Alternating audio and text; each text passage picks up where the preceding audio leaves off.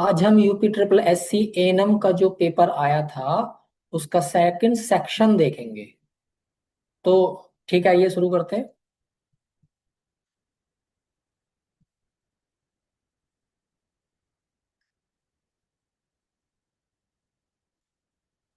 ठीक है, पहला क्वेश्चन है यहाँ पर। फिजिकल एग्जामिनेशन ऑफ एब्डोमन, यानी कि हिंदी में लिखा है पेट में अगर पानी भर जाता है या कोई ठोस पदार्थ है तो हम उसे कैसे पहचाना जाएगा, हम उसे कैसे पहचान सकते हैं। तो मैंने पहले भी बताया था, पिछली क्लास में बताया था कि जब हम फिजिकल एग्जामिनेशन करते हैं तो फिजिकल एग्जामिनेशन के अंदर हम लोग चार तरीके देखते हैं। जिसमें पहली चीज बताई थी ऑब्जर्वेशन। ऑब्जर्वेशन में बताया था कि हम सिर्फ ऑब्जर्व करते हैं, हम देखते हैं। दूसरा बताया था पैल्पेशन। पैल्पेशन में क्या था कि हम हाथों से ये चेक करेंगे कि ऑर्गन क्या अपनी जगह पर है, साइज में ज्यादा तो नहीं हुए। तीसरा था ओस्कल्टेशन। ओस्कल्टेशन में हम लोग स्टेथोस्कोप के साथ देख रहे थे, स्टेथोस्कोप। और चौथा जो इसके अंदर था वो था हमारा परकशन का। परकशन में मैंने आपको बोला था कि हम लोग टैप करते हैं, हम लोग फिंगर्स पे फिंगर रख के टैप करते हैं, देखते हैं कि क्या अंदर कोई पानी तो नहीं है, कोई फ्लूइड तो नहीं है।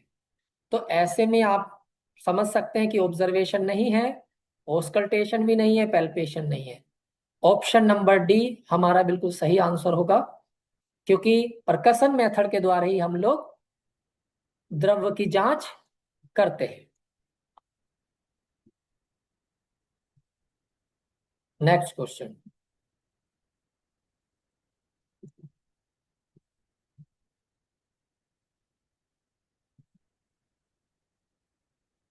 नेक्स्ट क्वेश्चन है कमजोर छूने में कठिन नाड़ी को क्या कहा जाता है। इसका मतलब अगर आप पल्स को फील करना चाहते हैं तब आप ऐसे केस में उसे क्या कहेंगे। कमजोर, छूने में कठिन, कमजोर भी होनी चाहिए और छूने में कठिन भी होनी चाहिए। तो इरेगुलर की अगर बात करते हैं तो देखिए, अगर ये चीज ऐसे भी बनी हुई है तो ये रेगुलर है। अगर आप इसे ऐसे करके ऐसे कर दोगे, फिर ऐसे कर दोगे कहीं उल्टा पुल्टा, तो ये इरेगुलर होती है। तो इरेगुलर में आप कोई भी एक सिंपल सी अगर नस, या कह सकते हैं आपको अगर कोई नाड़ी पल्स फील हो भी रही है तो इरेगुलरिटीज का इससे कोई फर्क नहीं पड़ेगा। इरेगुलरिटीज में रिदम एक जैसी कहीं कहीं पर होगी, कहीं कहीं पर नहीं होगी। तो सिर्फ सेकंडों का, मिनट का गैप ही आएगा। तो हम इसे इसमें नहीं रख सकते, क्योंकि हम जानना चाहते हैं कि कमजोर और छूने में कठिन कैसी होगी। यहाँ पर दूसरा थ्रेडी पल्स है। थ्रेडी पल्स किस प्रकार की होती है मैं बताऊंगा। या कि बाइजेमिनल है, डायक्रोटिक पल्स है। तो अगर आप इन सभी ऑप्शंस को देखेंगे तो आप समझ पाएंगे कि यहाँ पर जो थ्रेडी पल्स है ये इस प्रकार की, इसका नाम ही थ्रेडी रखा है, जो थ्रेड से बना है। यानी कि इसकी एक पर्टिकुलर मोटाई तो है जो आप पैल्पेट करना चाहते हो, लेकिन अगर आप इसे तोड़ना चाहोगे तो टूट जाएगी। इसका मतलब हो सकता है कि अगर आप इसे छूना चाहते हो तो ऐसे केस में ये थोड़ी सी मुश्किल हो सकती है इसे पता करने में। तो इसका मतलब ये डिसअपियर हो सकती है, ये गायब हो सकती है। तो ऐसे केस में थ्रेडी पल्स हमारा इसके साथ बिल्कुल सही बैठेगा, क्योंकि थ्रेडी पल्स क्या होती है, डिसअपियर हो जाएगी। नेक्स्ट क्वेश्चन जो इसके अंदर है, नेक्स्ट क्वेश्चन जो है, देखिए नेक्स्ट क्वेश्चन जो है, गर्भपात के बाद, गर्भपात के बाद यानी कि कोई एबोशन है, कोई एबोशन हुआ है, इसका कोई ना कोई तो टाइम हुआ होगा। उसके बाद कौन सी स्थिति हो सकती है। देखिए, एबोशन के अलग अलग प्रकार हैं। अपने आप होगा या हम इंड्यूस करने वाले हैं। एबोशन होता क्या है, एबोशन में नॉर्मल सी चीज है, जो बेबी बन रहा है वो इवैक्यूएट होगा, यानी कि वो हट जाएगा वहां से। तो पर्टिकुलर एरिया में जो भी इंजरी होगी या वहां पे कोई भी आम भाषा में कहीं जख्म बनेगा, तो ऐसे केस में क्या हो सकता है? बांझपन नहीं, अबॉर्शन होने से बांझपन नहीं होता है। रक्तस्राव, हाँ रक्तस्राव तो होगा।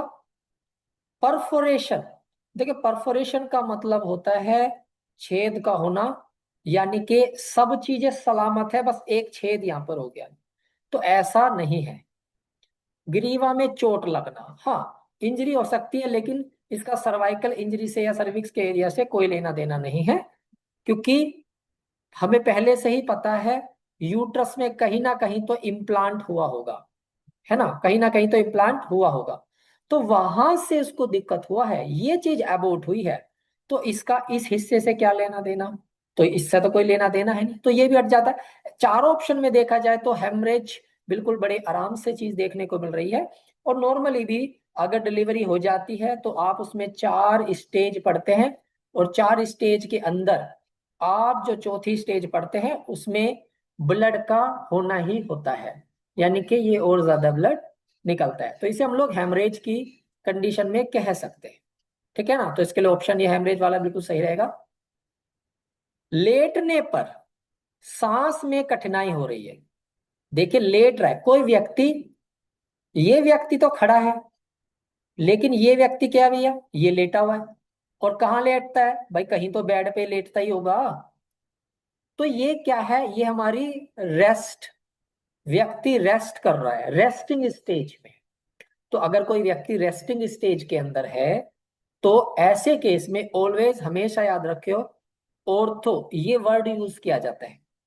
तो अब यहाँ पे अगर नॉर्मल भी देखे देखे ए है, यानी कि एब्सेंट है, सांस बंदा नहीं लग रहा। स्लीप एपनिया ए है, यानी कि जब बंदा सो रहा है, जब बंदा सो रहा है उस समय पर वो सांस नहीं लेगा, कम लेगा। डिसनिया है, डिसनिया यानी कि कम, अपर्याप्त मात्रा में, अपर्याप्त मात्रा में सांस लेगा। अब बाकी बचा ये वाला हिस्सा, चाहे तो आप ऑप्शन को एलिमिनेशन मेथड से कर लो, इसका ऑप्शन नंबर सी बिल्कुल सही है। अब देखें नेक्स्ट क्वेश्चन, नेक्स्ट क्वेश्चन है संक्रमित रोगी के कमरे की सफाई। भाई आपको पता है पहले से व्यक्ति क्या है, अब हमेशा याद रखना, अगर हिंदी में क्वेश्चन है और इंग्लिश में, तो हमेशा इंग्लिश को प्रेफर दिया जाता है। अब देखिए disinfection of the room, disinfection का मतलब क्या होता है, चीजें समझना पड़ता है। कॉन्टाजिनस पेशेंट, ये कॉन्टाजिनस जो पेशेंट है ये संक्रमित रोग है, संक्रमित रोगी है। तो कॉन्टाजिनस संक्रमित रोगी के रूम को सफाई नहीं, डिसइंफेक्ट किया जा रहा है, और डिसइंफेक्ट के लिए आप कुछ तो यूज करोगे, समझ पा रहे हो, कुछ तो यूज करोगे, है ना, उसको क्या कहेंगे? आप देखिए पहली चीज यहां पर समझने वाली बात है, ये व्यक्ति ऑलरेडी संक्रमित है, संक्रमित व्यक्ति है, ये व्यक्ति ऑलरेडी संक्रमित है। तो अगर आप इसे पूरी तरीके से साफ करना चाहते हैं, इसके एरिया को साफ करना चाहते हैं, ऐसे वर्ड में क्योंकि ये रखा गया उसके लिए हम लोग टर्मिनल यूज करेंगे, दैट इज टर्मिनल डिसइंफेक्टेंट। और यहां पर डिसइंफेक्शन का नॉर्मल सी बात करें तो कीटाणु को हटाना होता है, और टर्मिनल शब्द ही इसलिए आया है क्योंकि यहां पर कॉन्टाजिनस पेशेंट आया है। तो संक्रमित अगर रोगी है तब उसकी सफाई करी तो टर्मिनल डिसइंफेक्टेंट आएगा। एसेप्सिस ए है, ए यानी कि एब्सेंट हो गया, यानी कि हम सेप्सिस को एब्सेंट करना चाहते हैं, और सेप्सिस ना हो इस तरह की घटना से बचाने के लिए आपको एसेप्टिक टेक्निक्स का इस्तेमाल करना चाहिए, यानी कि ऑलवेज वियर ग्लव्स या हैंड वॉश करो, समझ पा रहे हो ये सब चीज। तो सीधा सा इनसे बस देखो ये भी मेथड है, ये भी मेथड है, ये भी मेथड है, लेकिन उन्होंने पूछा है यहाँ पर इस तरह के मरीज का रूम सफाई करने में क्या टर्म यूज करोगे, तो वो टर्म होगी टर्मिनल डिसइंफेक्टेंट वाली। नेक्स्ट क्वेश्चन देखिए, termination of pregnancy, before foetus become viable, है ना। इंग्लिश में थोड़ा टिपिकल है, समझो। भ्रूण के जीवित होने से पहले, भाई भ्रूण जीवित कब होता है? 9 महीने 7 दिन, यानी कि जब डिलीवरी हो जाती है। भाई अगर आप कहते हो कि ये डिलीवरी की पर्टिकुलर एज है, तो डिलीवरी होने से पहले उसको गर्भपात ही तो बोल रहे हैं, हम उसे एबॉर्शन ही तो बोल रहे हैं।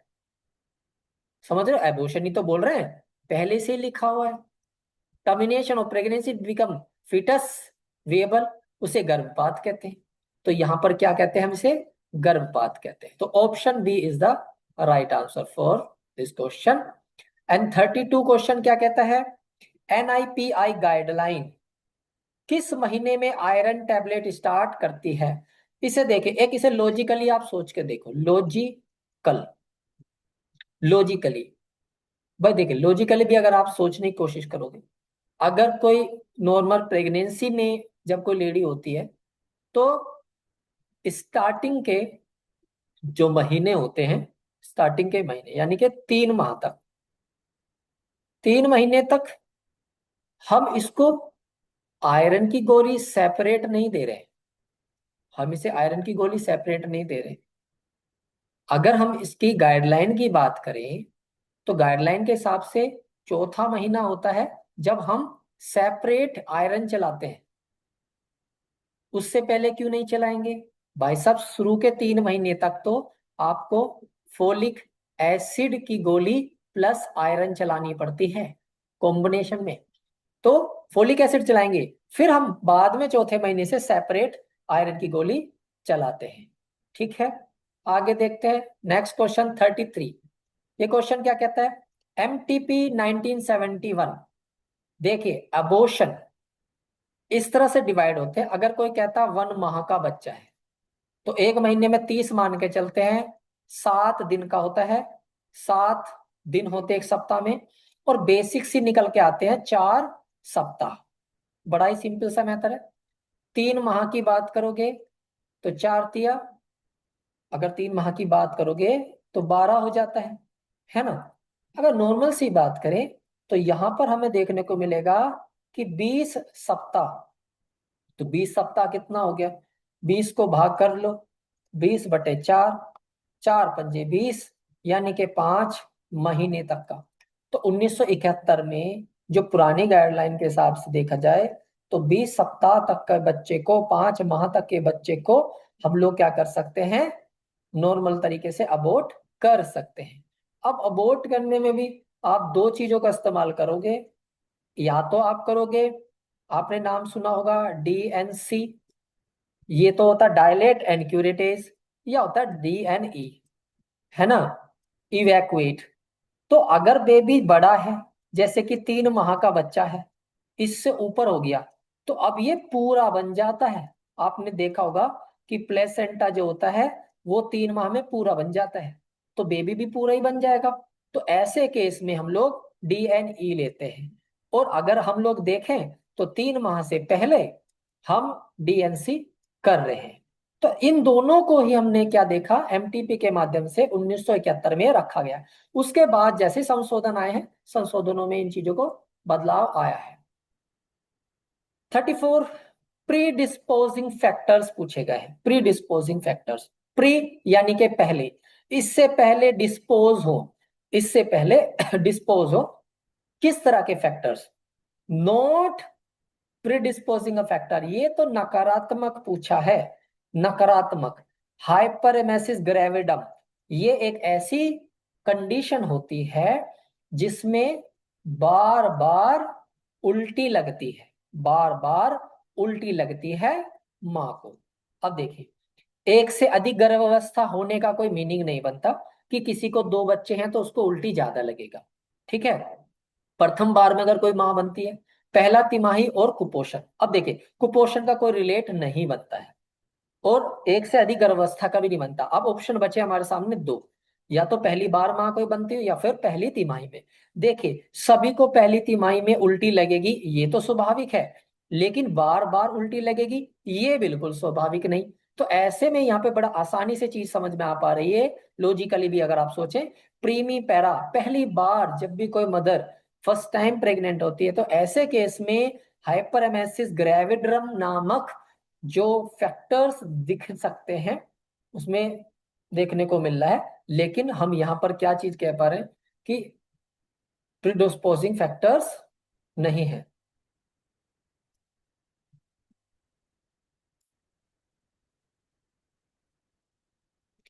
प्लेसेंटा प्रीविया, अगर प्लेसेंटा प्रीविया में आप जाएंगे तो 4 प्रकार के इसके अंदर होते हैं प्लेसेंटल प्रीविया के टाइप्स। यहाँ पे लिखा प्रसव के दौरान संक्रमण रोकने के लिए कितनी बार सफाई की जांच होती है। देखिए सफाई तो कर ली, सफाई तो कर ली, अब बात आती है जांच की। सफाई तो कर ली, बात आते जांच की। देखिए इसको मैं एक बार थोड़ा सा और आपको थोड़ा समझा देता हूँ। इसमें एक्चुअली 2 तरह के क्वेश्चन यहाँ पे बनते हैं, थोड़ा सा और आपको समझ में आएगा। मैंने थोड़ा सा दूसरे तरीके से समझाया, थोड़ा सा टिपिकल हो सकता है। मैं एक चीज आपको समझाता हूँ।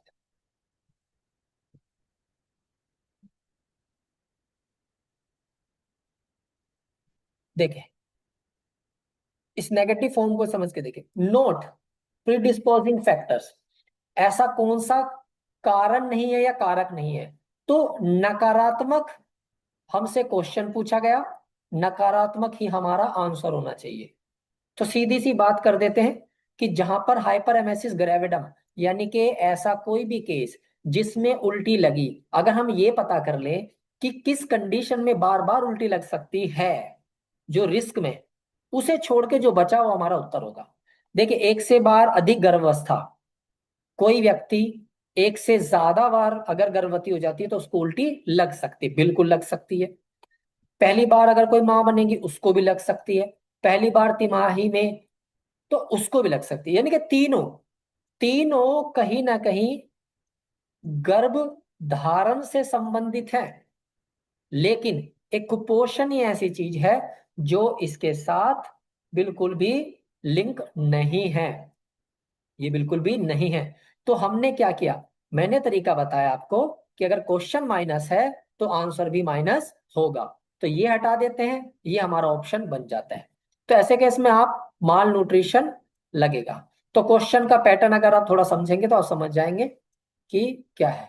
36, प्रसव के दौरान, इसका मतलब समझिए अभी प्रसव की बात चल रही है और साफ सफाई की जांच करी जा रही है, यानी कि प्रसव चल रहा है।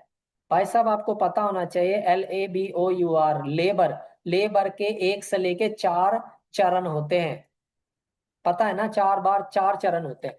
भाई अगर इसके 4 चरण हैं तो अब हम इसकी साफ सफाई की जांच कर रहे हैं। ऐसे केस में आप नॉर्मल से आप देख लो, संक्रमित से रोकने के लिए कम से कम 5 बार हम लोग इसके अंदर देखते हैं। Reason 5C। अब ऐसा क्यों, देखिए 4 चरण तो बता दिया मैंने आपको। यहां पर डिलीवरी कब होता है, डिलीवरी होता है 2nd चरण में। अब देखिए 5C में अगर आप देखें तो पहली चीज क्या होनी चाहिए, क्लीन। क्या क्लीन होनी चाहिए सबसे पहले, सबसे पहले तो काम करने वाले के हाथ ही क्लीन होने चाहिए, यानी कि वो ग्लव्स पहनेगा, सीधी सी बात। दूसरा कोड, तीसरा क्लैंप, उसको कट करना, है ना। और जो इसकी जो कोड की जो अपनी जो लेंथ है वो भी, जो कोड की जो लेंथ होगी वो भी हमें क्या करनी पड़ेगी, क्लीन रखनी पड़ेगी। हाथ क्लीन हो गया, कोड साफ हो गई, जिस क्लैंप से क्लैंप करोगे वो भी क्लीन होना चाहिए। और क्लैंप तो होना चाहिए, इसके अंदर यहां आ जाता है क्लैंप का लगना, क्लैंप का लगना, क्योंकि ये है ना फ्लूइड वाला। जैसे कोड के अंदर कुछ तो फ्लूइड होता है, जैसे कि ऑक्सीजन वगैरह होता है, हम उसको हटा के पर्टिकुलर गैप को, जैसे यहाँ पे और यहाँ पे 2 क्लैंप हमने कर दिया, यहाँ से हम कट करना चाह रहे हैं, तो इधर को दोनों तरफ को हम लोग हटा देते हैं, ऑक्सीजन या जो कुछ भी उसके अंदर होता है उसे हम एक साइड कर देते हैं, तो ये इसके अंदर आते हैं, उसके बाद हम कट करते हैं। तो 5C यहाँ पे निकल के आता है, 5C यानी कि 5 क्लीन के स्टेप्स। ये क्वेश्चन पूछ रहा है कि 5C, हाउ मेनी क्लीन्स, लेकिन यहां नहीं है हिंदी में। तो हो सकता है कि अगर इस तरह का क्वेश्चन आपके सामने दोबारा आया तो थोड़ा सा प्रॉब्लम क्रिएट हो सकता है। तो 5C आपको ऐसे भी याद रहना है। अपगार स्कोर, देखिए सब आपको पता है, अपगार स्कोर 0 से लेके 10 की ओर बढ़ा है ना। तो स्कोर जितना ज्यादा होगा उतना अच्छा होगा, सीधी सी चीज है ना। तो यहाँ पे हम देख पा रहे हैं कि 0 से 3, 4 से 6 और 7 से 10, ये एक रेंज सी हो गई। ये आ गया। ये आपका अगर गुड कह रहे हो तो इसे आप माइल्ड कह लो, थोड़ा सा इसको आप मॉडरेट कह लो, सीधी सी चीज है। तो ऐसे आप चले हो ना इसके अंदर। तो यहाँ पर क्या है, माइल्ड तनाव। क्यों माइल्ड तनाव? क्यों? क्योंकि 4 से 6 अपगार स्कोर आया है। भाई मैंने आपको क्या बताया? मैंने आपको बताया 0 से हम ऐसे चले 10 को, है ना। तो ये जो चीज लास्ट वाली होगी ये गुड एरिया में हो गई कि बच्चा ठीक है, अच्छा है, उसका ग्रेड अच्छा है, उसका जो स्कोर है वो अच्छा है। अब जितना कम नीचे को होता चलेगा स्कोर, उतना पहले माइल्ड ही तो आएगा। तो ये माइल्ड हमारा क्या हो जाएगा, बच्चे का हो जाएगा। 38, नेक्स्ट क्वेश्चन इज 38। देखिए नवजात शिशु के शरीर का तापमान बनाए रखने के लिए, भाई देखिए कोई बेबी पैदा हुआ, डॉक्टर तुरंत क्या बोलेगी, माँ प्लस बच्चा। इसके मतलब कंगारू मदर केयर, ठीक है ना। बच्चे को डायरेक्ट माँ के पास कहाँ है, that is skin to skin contact of the mother, skin to skin contact, skin to skin contact, इसको हम लोग कंगारू मदर केयर के अंतर्गत रखते हैं। नेक्स्ट क्वेश्चन क्या कह रहा है, प्रसव के दौरान उपकरणों और कोड टाई का उपयोग किस बीमारी को रोकने में मदद करता है। देखिए प्रिवेंशन करेगा किस डिजीज से, by sterile instrument and code during delivery. इसका मतलब है यहां से कट करना है और ये टाई कर रहे हैं। तो अगर हम इस तरह का प्रोसीजर कर रहे हैं दैट इज कोड क्लैंपिंग। जब आप कोड क्लैंपिंग कर रहे हो तो किस चीज से आप कर रहे हो, तो आप देख सकते हो कौन सी, क्या हेपेटाइटिस होता है, क्या एनीमा होता है, क्या हमारा टेटनस होता है, क्या कंजेंटाइटिस। देखिए अगर कोड क्लैंप में 5C नहीं है तो तुरंत क्या हो जाएगा, टेटनस। तो ऑप्शन सी हमारा राइट आंसर होगा। ऐसे थोड़ा सा आपको समझना पड़ेगा, ठीक है ना। जितना आप लॉजिकली सोचेंगे उतना बेहतर समझ में आएगा। Positive sign of the pregnancy, सबको पता है positive sign of the pregnancy क्या है। भाई ये पेट है, इसके अंदर कह रहे हैं कि ये बच्चा है। अगर बच्चे का मूवमेंट करेगा तभी तो आप कहोगे कि हाँ ये प्रेग्नेंट है। ऐसे तो पेट किसी का रसोली से भी हो सकता है। तो सीधी सी बात, there is a fetal movement, और हम लोग क्या करेंगे इसे फीटल मूवमेंट को, option 1 is the right answer, right. Next, partograph. Partograph ऐसे काम करता है। पार्टोग्राफ ये 0 है, ये एक्स एक्सिस, ये वाई एक्सिस है। इधर को अलग चीज आएगी, इधर को अलग चीज आएगी, है ना। तो इसमें जो फेज आती है, पूछ क्या रहा है, there is a dilatation of the uterus. भाई साहब कैसे पता चलेगा, ये है डायलेटेशन, वाई एक्सिस ये है। आपने मैथ में पढ़ा होगा, ऐसे कर देते थे हम लोग, इसे हम लोग 0 रखते थे, ये एक्स होता है हमारा, ये हमारा वाई एक्सिस होता है। तो यहां को हम लोग सेंटीमीटर में डायलेशन पढ़ रहे हैं और ये हमारा टाइम चलता है। तो क्या हुआ, आ गया नहीं आ गया, y y option is the right answer. Delivery of the baby what happens in which stage, बच्चे का जन्म किस में होता है, सेकंड स्टेज में होता है, सबको पता है। 13, प्रसव के चौथे चरण में क्या होगा, क्या नहीं किया जाता है। ओहो, पहली बात क्या नहीं, भाई नेगेटिव पूछा है क्वेश्चन, आंसर भी नेगेटिव ही होगा। इस मेथड को इस्तेमाल करो। पेरिनियल वॉश, भाई करते हैं, बिल्कुल करते हैं, लेकिन हमें नेगेटिव ढूंढना है। ब्लीडिंग चेक करते, पल्स करते, भाई बिल्कुल चेक करते हैं। बेबी का कलर कंडीशन चेक करते हैं, ओहो। असिस द प्लेसेंटाइल अम्बिलिकल कोड, भाई बेबी का कलर और कंडीशन और असिस द प्लेसेंटाइल अम्बिलिकल कोड। भाई साहब कौन सी की, चौथे चरण की बात की जा रही है, चौथे चरण में नहीं, दूसरे चरण में बेबी ऑलरेडी डिलीवर हो चुका है। तो भाई बेबी तो डिलीवर, बेबी का कलर वलर क्या ही चेक करना, है ना। क्या नहीं किया जाता चौथे चरण में, क्या नहीं चाहता। लेकिन चौथा चरण, एक और चीज, डिलीवर हो तो सेकंड में रहा, लेकिन क्वेश्चन पूछा है चौथा चरण।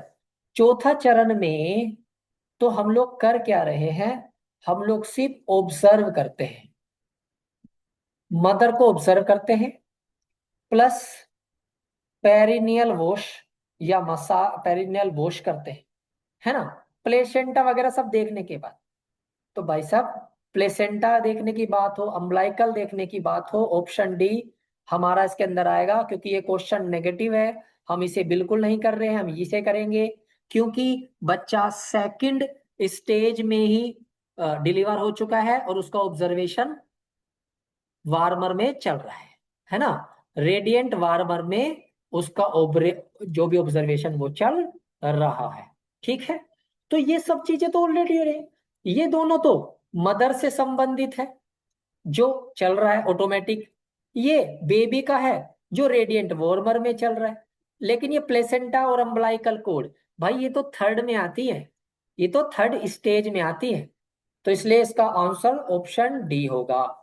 ओलिगोहाइड्रोमिनोज नॉर्मली 800 से आप 1500 ml भी अगर आप कहते हैं, तो यहां पर लेस देन 300 of ml, ये रहा less than 300 of ml, 300 ml से कम को हम लोग ओलिगोहाइड्रोमिनोज बोल रहे हैं। पोली ऑलवेज, पोली बढ़ने के लिए है, ओलिगो कम के लिए है।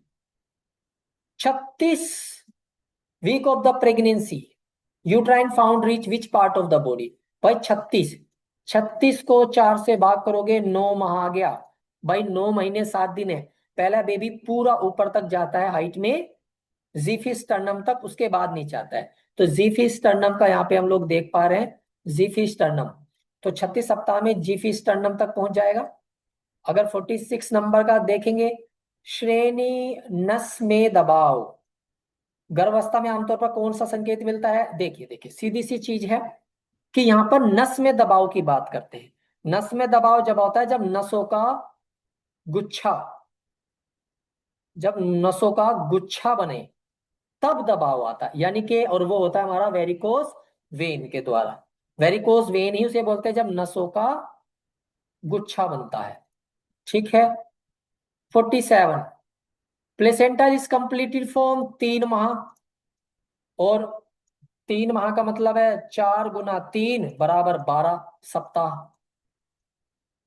क्यों भाई, 4 सप्ताह होते ना पर माह में, मैंने 3 माह से गुना कर दिया, तो 4 × 3 = 12 सप्ताह।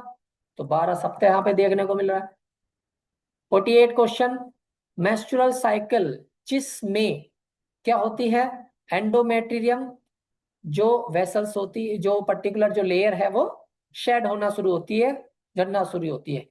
रीजनरेट दोबारा बनना होता है। प्लोरीफरेटिव, प्लोरीफरेटिव जब उसके अंदर पर्टिकुलर चीजें प्रोडक्शन में काम आएंगी। बट सेक्रेटरी फेज, सिक्रीट करा जाता है। देखिए, मेंस्ट्रुअल साइकिल अगर आप पढ़ेंगे तो वहां पर 4 स्टेज का जिक्र है, जिसके अंदर एस्ट्रोजन हार्मोन, तो एस्ट्रोजन हार्मोन क्या करेगा, पर्टिकुलर एंडोमेट्रियम को थिक बनाने में हेल्प करेगा। जैसे ही सिक्रेटरी फेज आएगी, तुरंत इसके मोटे होने की वजह से फिर वो शेड होना शुरू हो जाती है। तो यहाँ पे इसका आंसर बिल्कुल ये सही रहेगा। अब देखिए 49 में क्या लिखा हुआ है, मासिक धर्म में स्वच्छता बनाए रखने के लिए कितने घंटों के लिए सैनिटरी पैड बदलना चाहिए। भाई सैनिटरी पैड बदलने की अगर बात करते हैं और नॉर्मल से आप करिए मासिक धर्म में स्वच्छता बनाना चाहते हो, तो आपको पता होगा, अब तो गवर्नमेंट ने भी ये सब चीजें रखी हैं, तो 4 घंटे का डिफरेंस हम लोग इसके अंदर देते हैं। और जो आज की क्लास के लिए फिफ्थ 50 यानी कि जो लास्ट क्वेश्चन है दैट इज, ये क्या है, एमटीपी के अंतर्गत जो maternal termination of the pregnancy है, मेडिकल टर्मिनेशन ऑफ प्रेगनेंसी, जो कि मेडिकल टर्मिनेशन ऑफ प्रेगनेंसी, तो उसकी अनुमति दी जाती है। भाई आपको पता होता है, क्या ट्विंस में आप कहोगे कि ठीक है आप अबॉर्ट करा लो, बिल्कुल नहीं। क्या probability of being fetal healthy, अगर बच्चा हेल्दी होने की संभावनाएं आ जाए, डॉक्टर ने कही नहीं आपका बच्चा बच सकता, ठीक है, तो क्या करोगे? बिल्कुल नहीं। विकलांगता के समय जन्म में जोखिम, यानी कि अगर डॉक्टर ये कहे कि भाई आपका बच्चा नहीं बच सकता, बेकार है, तो ये थोड़ा डाउटफुल है। और सिजेरियन प्रसव के द्वारा जोखिम अगर हो, नहीं, वो तो डिलीवरी का एक तरीका है, ये भी नहीं। तो हमारे लिए थोड़ा सा ये ऑप्शन बिल्कुल सही है कि अगर बच, अगर बच्चा पैदा होने के समय, अगर बच्चा मान लीजिए अभी ठीक नहीं है, खराब हो चुका है, और ऐसे में आप बच्चे को रखते हैं और डिलीवरी के समय पर वो दिक्कत कर सकता है। तो ये बहुत ही ज्यादा जरूरी है जो आपको समझना है। और लॉजिकल तरीके से मैं क्वेश्चनों को आपके सामने सोल्व कर रहा हूं ताकि आपको समझ में आए। आज की वीडियो में इतना ही, और नेक्स्ट क्लास में हम आगे के क्वेश्चंस को देखेंगे। तब तक के लिए थैंक यू।